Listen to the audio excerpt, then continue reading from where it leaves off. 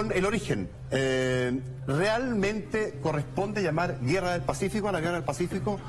Porque fue lo que hubo ahí, una guerra por el salitre, lo que en verdad estaba en juego era aquello. Sí, en efecto. Yo creo que el sentido que tiene esto de llamarle Guerra del Pacífico tiene que ver más bien con el aspecto territorial, donde se desarrolló de algún modo la Guerra del Pacífico. Es decir, que 3 países que en ese entonces salían los 3. Los 3 en esta área, exactamente. Ajá. Más sí, de hecho, en varios países se le suele mencionar como la Guerra del Salitre. En Perú. Derechamente. Ajá. Bueno, en Perú tiene las dos connotaciones, Las dos. usan ambas.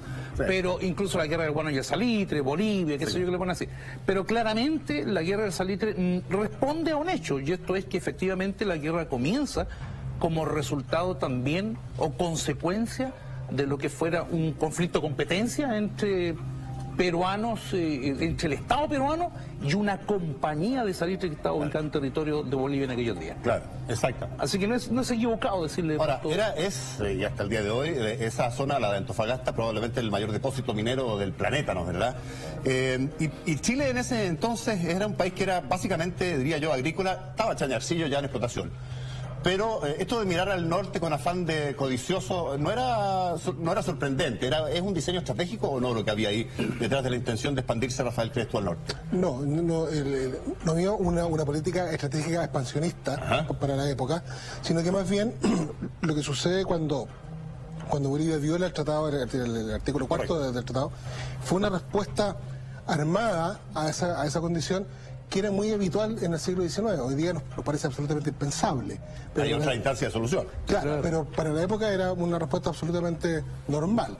Por tanto, el teórico expansionismo chileno, en términos netamente militares, no estaba pensado en Amán. Te lo preguntaba porque en esos años tengo la sensación yo que las fronteras no estaban tan nítidamente definidas. Se hablaba de este despoblado de Atacama o la zona de Copiapó, pero no hay una línea totalmente definida, yo diría. Y eso es como una de las causas que uno puede entender en razón de ese contexto que se pueda generar una discusión territorial. ¿O estoy equivocado, Rafael? Estás equivocado porque, perdona que te diga. Pero hay una línea concreta sí, que respetar. El Tratado de 1874 establece claramente los paralelos. Los límites coloniales, eran los antiguos límites. No, el límite colonial es absolutamente difuso. Ajá, por eso es totalmente difuso. Las constituciones chilenas desde el 23 hasta el 33 establecen el límite norte de Chile en el despoblado de Atacama. Así es. Difuso. Ya en 1866, después de la guerra contra España, correcto, se logra establecer con Bolivia un límite que es un paralelo geográfico. ¿Ya? Por razones más, razones menos, eso se vuelve a revisar en 1874, donde se vuelve a establecer un paralelo geográfico que es una línea absolutamente clara. O sea, no hay punto de verdad. Esto es Chile, esto es Bolivia, exactamente, esto es Perú. Ajá. Ahora, Perú entra a la guerra, Juan Carlos, por este acuerdo secreto de 1873 que tenían este tratado de defensa mutua, obligado un poco por las circunstancias, o se sentía, sientes tú, crees tú, un poco también amenazado por Chile y la riqueza que eventualmente podía perder. A ver, aclaro primero que yo, a diferencia de mis compañeros acá, yo no soy historiador, yo escribí en el libro más un cuento de ficción. Sí, claro. Entonces yo no soy historiador y por lo tanto yo puedo hablar de lo que es el sentido común peruano. Ajá. Y por ejemplo, en el sentido común peruano siempre se habla y uno aprende en las escuelas que Chile se preparó mucho tiempo para la guerra.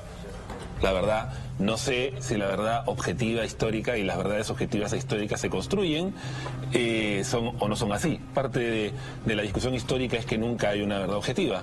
Pero, por ejemplo, la mirada del Perú, no. La mirada del Perú además tiene que ver mucho con la intervención de Bolivia. Es lo que uno aprende, digamos. ¿La intervención de Bolivia en qué sentido lo dice? En el sentido de que hay un acuerdo con Bolivia y que el Perú va a la guerra por Bolivia. Así lo lees tú. Más o menos. Esa es la idea de sentido común. Ajá. Que hay un Chile que se prepara para la guerra porque ambiciona territorios de Bolivia y de Perú. De hecho, en Perú, iba a aclarar, ¿no? Es ni la guerra del salitre, ni la guerra, es la guerra con Chile.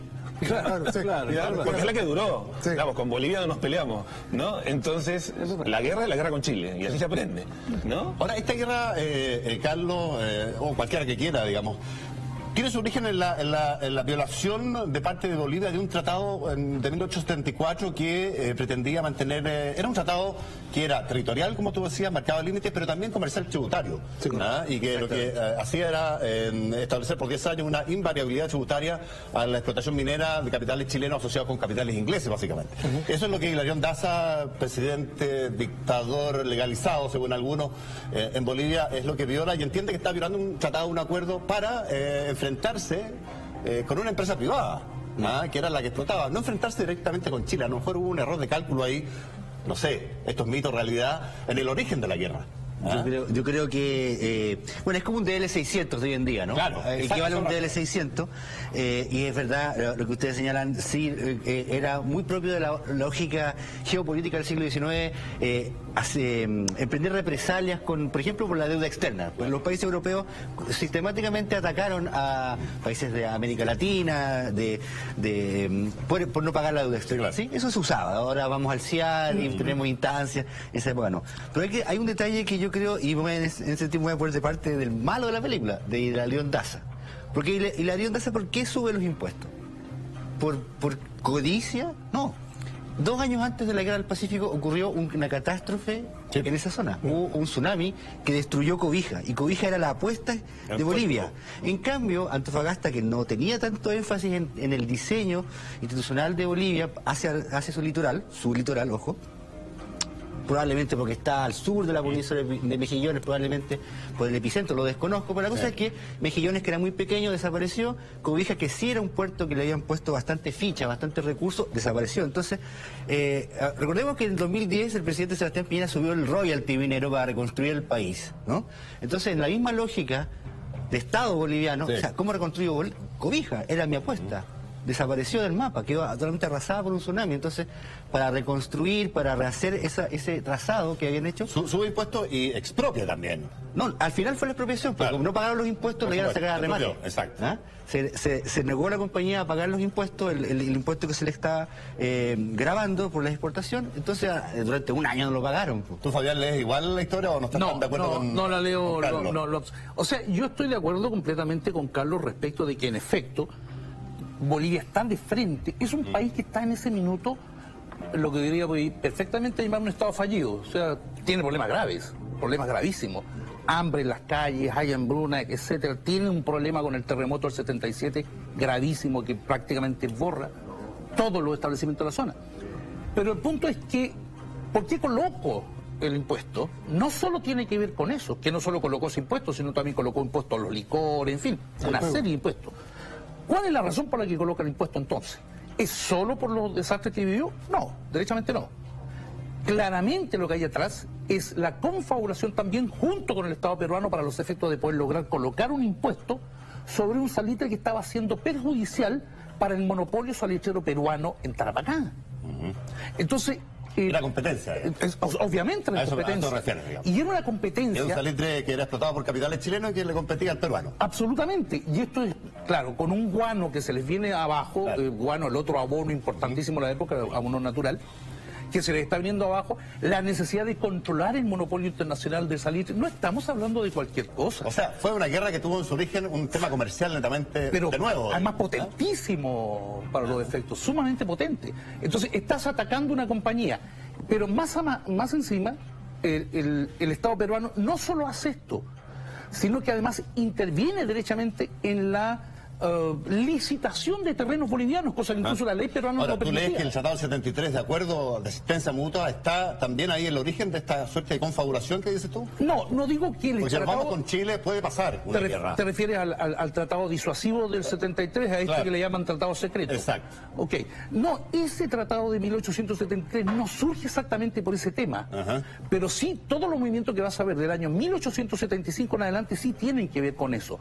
El mantenimiento... Tiene que ver sabiendo que estaba ese tratado. Pero claro, y aquí hay un dato que es súper interesante. Hay un quiebre del tratado de 1874 por los bolivianos. ¿Te fijas? Sí, claro. Y a pesar de eso, Perú mantiene ese tratado vigente cuando supuestamente Perú debe haberlo roto. Podría haberlo desahuciado. Debió haberlo desahuciado. De hecho, le permitía a la ley hacerlo. ¿Te fijas? Pues rompía uno de los... Ahora, ¿por qué se mantiene? Porque de ahí en adelante tú empiezas a ver el surgimiento del monopolio. El Estado peruano lo que hace es nacionalizar la industria salitrera y junto con ello entonces se mete derechamente en territorio boliviano. Como me decía alguien por ahí, lo que hace es colocar una oficina de el monopolio en Bolivia. Rafael, tú